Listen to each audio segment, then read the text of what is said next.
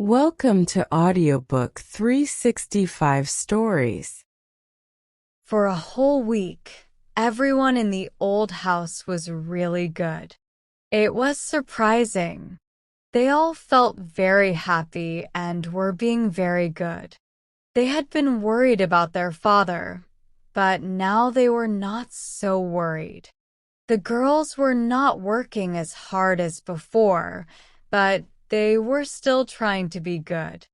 They thought they deserved a break because they had worked so hard. Jo got a bad cold because she didn't cover her head enough. Aunt March didn't like people reading with colds. Jo stayed home to get better. She liked this because she could rest and read books. Amy realized that doing housework and art didn't work well together, so she went back to making mud pies. Meg went to teach her students every day. She also sewed at home, but she spent a lot of time writing letters to her mother or reading the news from Washington.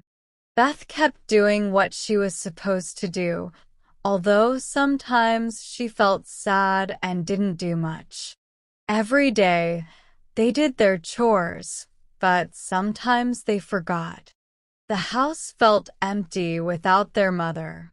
When Beth felt sad about their mother or worried about their father, she went to a closet, hugged an old gown, and prayed quietly.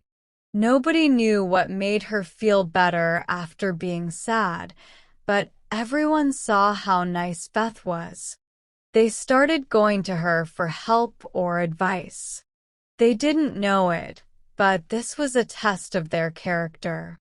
After the excitement was over, they thought they did well and deserved praise. They did, but they made a mistake by stopping. They learned this through worry and regret. Beth, Mom told us not to forget the Hummels. Can you go see them? Beth asked Meg 10 days after Mom left. I'm too tired to go today, Meg replied, sewing comfortably. Why don't you go, Jo? Beth asked. It's too stormy for me with my cold, Jo said, feeling a little ashamed. I thought your cold was almost gone, Meg said. It's okay for me to go out with Lori, but not okay to visit the Hummels, Jo said, laughing. Why don't you go yourself? Meg suggested. I've been going every day, but the baby is sick. Mrs. Hummel goes to work and Lachun takes care of it. But it's getting worse, and I think you or Hannah should go, Beth explained. Meg promised she would go the next day. Ask Hannah for some food, Beth, and take it to the Hummels. It'll be good for you to get some fresh air, Jo said, apologizing. I'd go, but I want to finish my writing. I have a headache and I'm tired, so I thought maybe someone else could go, Beth said. Amy will be here soon, and she can go, Meg suggested. So Beth lay down on the sofa. The others went back to their work, and they forgot about the Hummels. An hour passed. Amy didn't come. Meg went to her room to try on a new dress. Jo was busy with her story, and Hannah fell asleep by the fire in the kitchen. Meanwhile, Beth quietly put on her coat, filled a basket with things for the poor children, and went out into the cold air with a heavy head and sad eyes.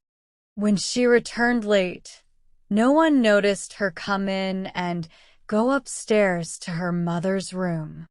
Half an hour later, Jo went to the closet for something and found Beth sitting on the medicine chest, looking very serious, with red eyes and a bottle of medicine in her hand. Oh dear, what's wrong? exclaimed Joe, as Beth gestured for her to stop and asked quickly, "You've had scarlet fever before, haven't you?" "Yes, years ago, when Meg did." "Why?" "Then I'll tell you."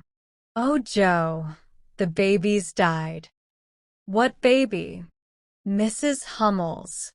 It died in my lap before she got home." Beth cried with a sob. "Oh, my poor dear, how awful for you."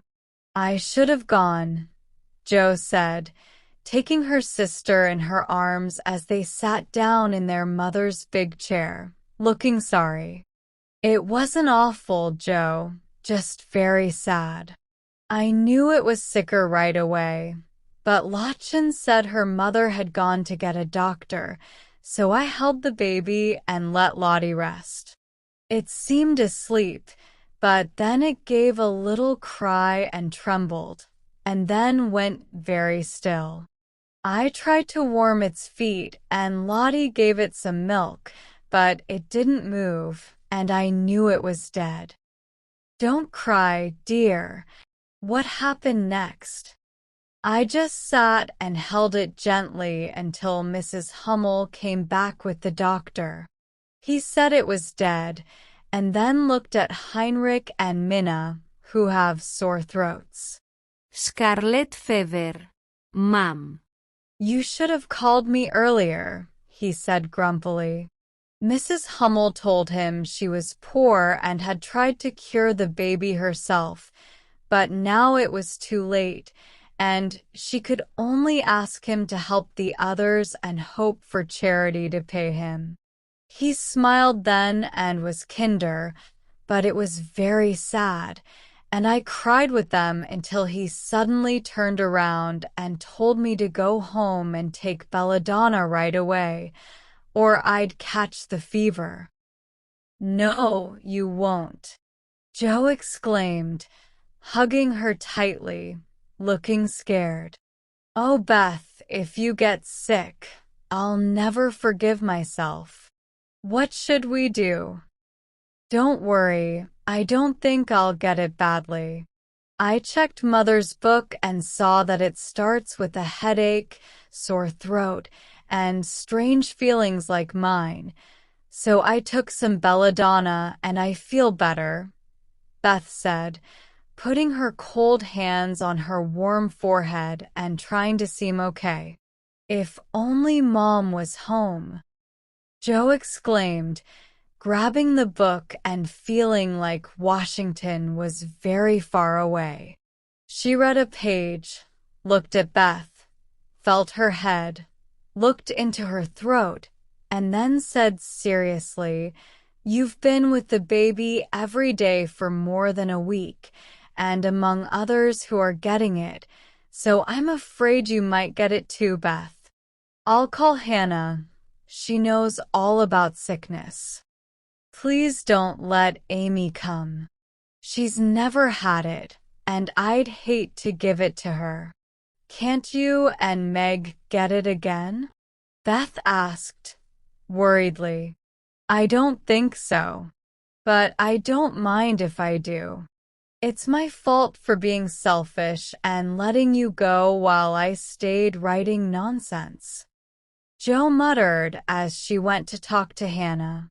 Hannah was awake in a minute and took charge right away, assuring them that everyone gets scarlet fever, and if treated right, nobody dies. Joe believed her and felt much better as they went to get Meg. "Here's what we'll do," Hannah said after examining and asking Beth some questions. "We'll have Dr. Bangs just check you, dear, to make sure everything's okay. Then we'll send Amy to Aunt March's for a while to keep her safe, and one of you girls can stay home and entertain Beth for a day or two."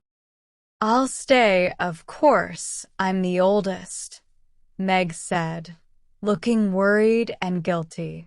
"I'll stay because it's my fault she's sick. I told Mom I'd do the errands, but I didn't." Joe said firmly. Which one do you want, Beth? We only need one, Hannah said. Joe, please. Beth leaned her head against her sister with a happy look, settling the matter. I'll go tell Amy, Meg said, feeling a bit hurt, but also relieved because she didn't like nursing and Joe did. Amy rebelled and said she'd rather have the fever than go to Aunt March's. Meg tried to reason, plead, and command, but nothing worked. Amy insisted she wouldn't go, leaving Meg in despair. She went to ask Hannah what to do. Before she returned, Lori came into the parlor and found Amy crying into the sofa cushions. Amy told him her story, hoping for comfort, but Lori just put his hands in his pockets and walked around, whistling softly as he thought. Then he sat beside her and said persuasively, "Be sensible and do as they say. Don't cry. Listen to my plan. You go to Aunt March's, and I'll take you out every day, driving or walking, and we'll have fun. Won't that be better than being sad here?" "I don't want to go away like I'm not wanted," Amy said, sounding hurt. "Don't worry, dear. It's to keep you healthy. You don't want to get sick, right?" replied Lori. "No, I definitely don't. But I might get sick because I've been with Beth all the time. That's exactly why you should leave now, so you don't catch it. A change of place and some care will help you stay well, or if you do get it, it might not be as bad. It's better to go soon because scarlet fever is serious. But it's boring at Aunt March's, and she's so grumpy," Amy said, looking a bit scared. "It won't be boring with me visiting every day to tell you about Beth and take you out for fun. Aunt March likes me, and I'll be really nice to her so she won't be mean to us," Lori assured her. "Will you take me for rides in the trotting wagon with Puck?" "I promise." "And will you come every day?" "You bet." "And bring me back as soon as Beth is better?" "As soon as possible." "And go to the theater, really?" "As many times as you want." "Well, okay, I guess," Amy said slowly. "Great. Go tell Meg you agree," Lori said, giving her a pat on the back, which annoyed Amy more than agreeing did. Meg and Joe came running down to see the big decision Amy made, feeling proud of her selfless act. Amy promised to go if the doctor said Beth was going to be sick. "How is Beth?" Lori asked, feeling more worried about her than he showed. "She's resting on Mom's bed and feels better. The baby's death upset her, but I think she just caught a cold. Hannah thinks so too, but seeing Beth worried makes me nervous," Meg replied. "This world is tough," Joe said, messing up her hair in frustration. "Just when we solve one problem, another comes up. It feels like there's nothing to hold onto now that Mom's not here. I feel lost." "Don't get all prickly, Joe. It doesn't suit you. Fix your hair and tell me if I should send a message to your mom or do anything else," Lori asked, still not happy about Joe losing her beautiful hair. "That's what bothers me," said Meg. "I feel we should tell her if Beth is truly sick, but Hannah says we shouldn't. Mom can't leave Dad, and it'll just worry them. Beth won't be sick for long. Hannah knows what to do, and Mom said we should listen to her. So I guess we have to, but it doesn't feel quite right to me. Well, I'm not sure. Maybe we should ask Grandpa after the doctor comes, Meg suggested. We will. Joe, go get Dr. Bangs right away, commanded Meg.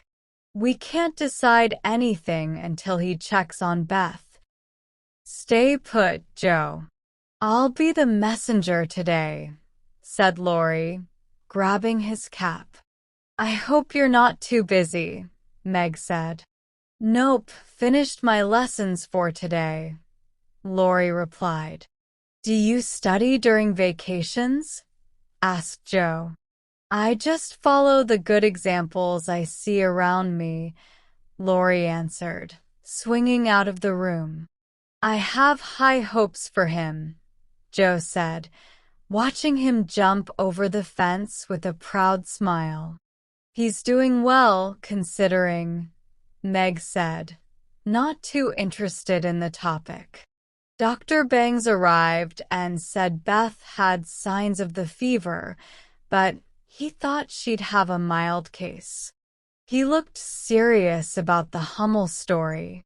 Amy was sent away immediately, and after getting something to keep her safe, she left in style, with Joe and Laurie escorting her. Aunt March greeted them in her usual way. What do you want now? She asked, peering over her glasses. The parrot on her chair back chimed in, saying, Go away. No boys allowed here. Laurie moved to the window, and Joe began her story. Not surprised if you go poking about among poor folks. Amy can stay and help if she isn't sick, which she probably will be. Looks like it already. Don't cry, child. It bothers me to hear people sniff, Aunt March said. Amy was about to cry, but Laurie pulled the parrot's tail, making Polly squawk in a funny way that made her laugh instead. What news from your mother? The old lady asked gruffly. Father is much better, Joe replied, trying to keep a serious face. Oh, is he? Well, that won't last long, I bet. March never had much stamina, Aunt March said cheerfully. Ah. Never say die. Take a pinch of snuff. Goodbye. Goodbye. Polly squawked, dancing on its perch and trying to grab the old lady's hat as Laurie teased him. Quiet, you rude bird. And Joe, you should leave at once. It's not proper to be out so late with a silly boy like. Quiet, you rude bird. Polly interrupted, tumbling off the chair and trying to peck Laurie, who was laughing at Aunt March's words. I don't know if I can stand it, but I'll try, Amy thought to herself as she was left alone with Aunt March. Shoo, you dreadful thing, Polly screeched, and Amy couldn't help but sniff at the bird's rudeness.